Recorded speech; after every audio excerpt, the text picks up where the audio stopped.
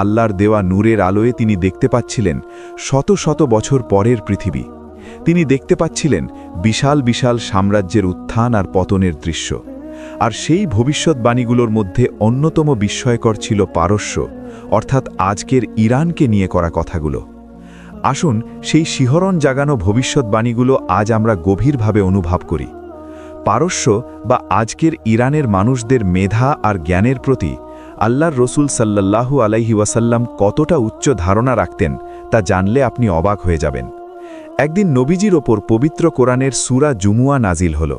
সেখানে একটি আয়াত ছিল, যার ব্যাখ্যায় সাহাবীরা জিজ্ঞেস করলেন, ইয়া রাসূল আল্লাহ, এরা কারা যারা এখনও আমাদের সাথে মিলিত হয়নি? নবীজি কিছুক্ষণ নীরব থাকলেন। সেই মজলিসে বসেছিলেন হযরত সালমান ফারিসি রাদিয়াল্লাহু আনহু, যিনি ছিলেন পারস্যের একজন মানুষ। নবীজি ধীর পায়ে এগিয়ে গেলেন, তার মোবারক হাতটি সালমান ফারিসির কাঁধের ওপর রাখলেন। তার চোখে তখন ভবিষ্যতের এক উজ্জ্বল দৃশ্য।